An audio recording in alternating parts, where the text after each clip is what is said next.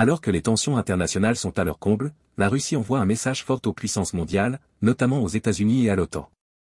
Par des discours plus incisifs, le président russe Vladimir Poutine et ses généraux montrent la détermination de leur pays à maintenir sa souveraineté et son indépendance militaire face aux pressions extérieures croissantes. Dans ce contexte de rivalité géopolitique intense, la Russie souligne sa capacité à riposter à toute tentative d'intimidation ou d'intervention sur son territoire, accentuant ainsi son rôle de puissance nucléaire. Au cœur de cette déclaration, la Russie précise qu'elle envisage de développer massivement ses forces de dissuasion nucléaire et sa défense aérienne. Ce choix stratégique marque une étape significative, car la Russie se dote de nouveaux systèmes pour contrer les menaces complexes, allant des frappes aériennes conventionnelles aux missiles balistiques et, potentiellement, aux attaques nucléaires. Cette décision va au-delà des simples annonces théoriques, elle représente un engagement concret, avec des ressources dédiées à l'armée et à la modernisation des capacités de défense. Le président Poutine met en avant l'importance de conserver un avantage stratégique face aux avancées technologiques rapides dans le domaine militaire.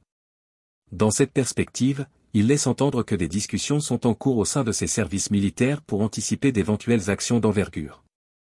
Ce positionnement souligne une volonté de ne pas simplement répondre aux menaces, mais de préparer plusieurs options de réponse, sans en dévoiler les détails. Cela envoie un message clair de détermination, tout en maintenant une part de mystère quant aux modalités concrètes de cette stratégie.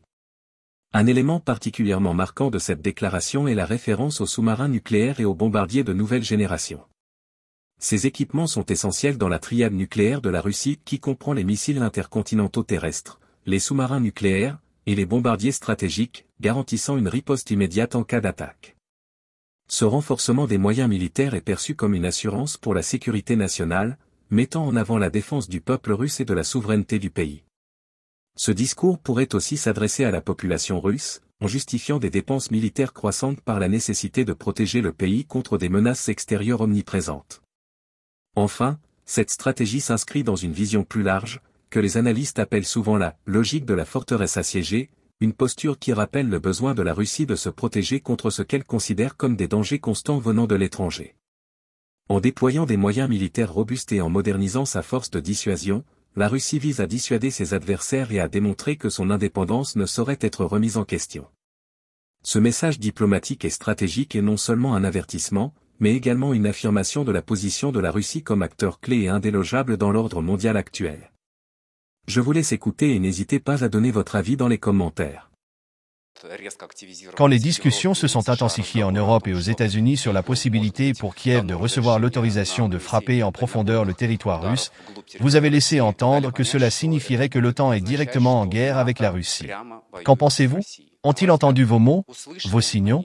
Ils ne m'en ont rien dit. J'espère qu'ils ont entendu, car bien sûr, nous devrons également prendre certaines décisions. La question n'est pas de savoir s'ils vont ou non autoriser quelqu'un à utiliser ses armes contre la Russie. Comme je l'ai déjà dit dans ma première déclaration, quand cela s'est passé à Saint-Pétersbourg, les forces armées ukrainiennes ne peuvent pas utiliser ces armes de manière autonome. Cela ne peut être fait que par des spécialistes des pays de l'OTAN, car cela nécessite des capacités de renseignement spatial. L'Ukraine, naturellement, n'a pas ces capacités, nous le comprenons bien.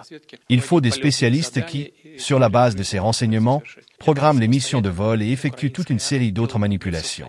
L'armée ukrainienne ne peut pas accomplir cela seule. Ainsi, tout ce qui se passe actuellement est réalisé par des officiers de l'OTAN. La question est de savoir s'ils vont s'autoriser eux-mêmes à frapper en profondeur le territoire russe. Voilà la question, et bien sûr, nous devons y réagir de manière appropriée. Quant à savoir comment, quand et où précisément réagir, il est encore trop tôt pour en parler. Mais bien entendu, nos services militaires y réfléchissent et proposeront différentes options de réponse. Il s'agit également de mettre en place des nouveaux systèmes de DCA. Outre cela, nous voulons mettre en place des nouveaux sous-marins nucléaires avec une nouvelle génération de bombardiers. Tout ça est nécessaire pour l'efficacité de la défense de la Russie et de ses citoyens. Ainsi, nous allons passer à notre travail. Je vous en prie. Voici les points clés de l'intervention de Vladimir Poutine que nous pouvons retenir. 1. Modernisation des forces de dissuasion nucléaire. Poutine a souligné l'importance de renforcer les capacités de dissuasion nucléaire de la Russie. Cela inclut le développement de la triade nucléaire.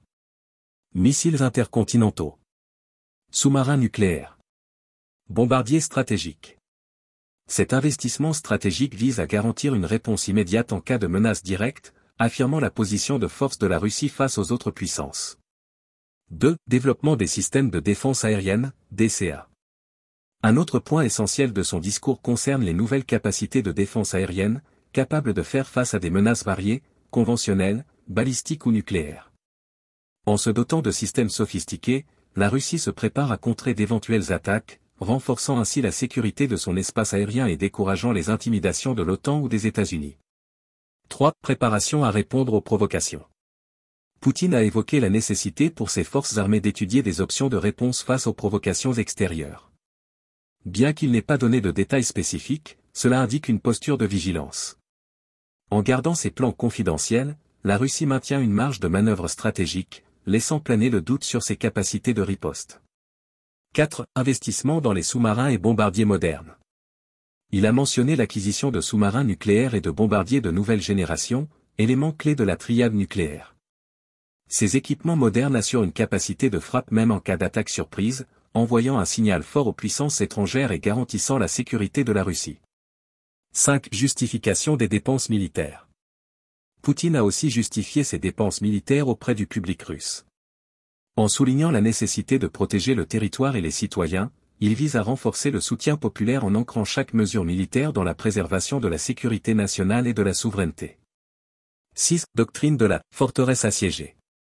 Enfin, son discours s'inscrit dans la doctrine de la forteresse assiégée, qui décrit la Russie comme une nation constamment menacée. Cette image légitime le renforcement militaire, en ancrant la défense dans une logique de survie face à des ennemis perçus comme menaçants. Ces points montrent que, sous la direction de Poutine, la Russie adopte une stratégie de défense et de dissuasion affirmée. En investissant dans des moyens modernes, Moscou démontre sa volonté de rester une puissance indépendante capable de défendre ses intérêts face aux défis géopolitiques. Alors, pensez-vous que cette stratégie de renforcement militaire est nécessaire face aux tensions actuelles, ou pourrait-elle aggraver les risques d'escalade? Partagez vos avis en commentaire, nous serions curieux de connaître votre perspective sur cette politique de défense et de dissuasion. À très bientôt. Je dirais qu'il s'agit de calculs illusoires, qui ne peuvent être faits que par ceux qui ne connaissent pas l'histoire de la Russie, et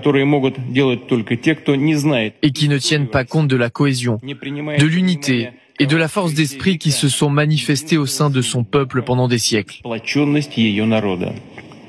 Au passage, il y a de moins en moins de pertes. Les Russes font extrêmement attention.